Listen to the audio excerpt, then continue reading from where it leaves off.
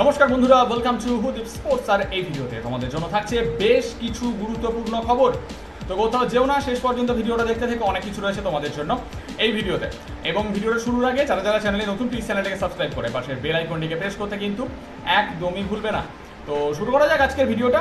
আর যদি কথা বলা যায় প্রথম খবরটাকে নিয়ে, তোমাদের জানিয়ে দিই সে খবরটা কিন্তু উঠে আসছে চেন্নাইন এফসিকে নিয়ে। তোমাদের জানিয়ে দিই চেন্নাইন এফসিতে হেড কোচের দায়িত্বে আসছেন একজন গুরুত্বপূর্ণ ভারতীয় কোচ ক্লিফার্ড মিরান্ডা। 43 বছর বয়সী এই গুরুত্বপূর্ণ ভারতীয় কোচ ক্লিফার্ড মিরান্ডা তিনি যোগ দিচ্ছেন চেন্নাইন এফসিতে অ্যাজ এ হেড কোচ।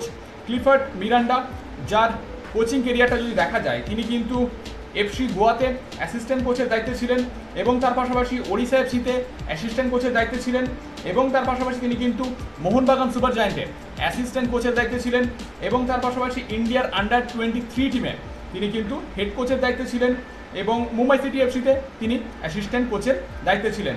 তো তিনি যোগ দিচ্ছেন চেন্নাইন এফসিতে অ্যাজ এ হেড কোচ।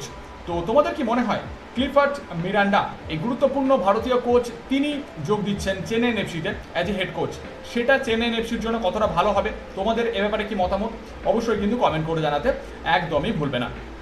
তো এই ছিল প্রথম খবরটা চেন্নাইন এফসির। এর পাশাপাশি কথা বলে নেব পরের খবরটাকে নিয়ে। তোমাদের জানিয়ে দিই যে খবরটা উঠে আসছে ইস্ট বেঙ্গলকে নিয়ে।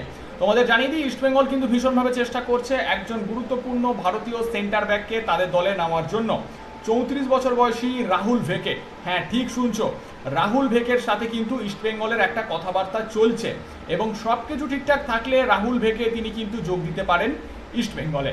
রাহুল ভেকে, যিনি কিন্তু ইস্ট বেঙ্গলে খেলেছেন এবং তার পাশাপাশি তিনি কিন্তু বেঙ্গালুরু এফসি এবং মুম্বাই সিটি এফসিতে একটা অসাধারণ পারফরমেন্স করেছেন, এ ব্যাপারে কোনো সন্দেহ নেই। এবং তার পাশাপাশি ভারতের ন্যাশনাল টিমে খেলেছেন রাহুল ভেকে। তো সব কিছু ঠিকঠাক থাকলে এই গুরুত্বপূর্ণ ভারতীয় সেন্টার ব্যাক তিনি যোগ দিতে পারেন ইস্ট বেঙ্গলে। তো এই ছিল ভিডিওটা। ভালো লাগলে অবশ্যই লাইক আর শেয়ার করে দাও এবং তার পাশাপাশি কমেন্ট করে তোমাদের মতামতগুলো জানাতে একদমই ভুলবে না এবং আমাদের চ্যানেলটিকে সাবস্ক্রাইব করে পাশে বেল আইকনটিকে প্রেস করতে কিন্তু একদমই ভুলবে না। তাহলে এরকম নতুন নতুন খবর আমাদের চ্যানেলে তোমরা সব সময় সবার আগে পেয়ে যাবে। দেখা হচ্ছে খুব তাড়াতাড়ি নতুন একটা ভিডিওতে। ততক্ষণের জন্য ভালো থেকো আর দেখতে থেকো হুদীপ স্পোর্টস।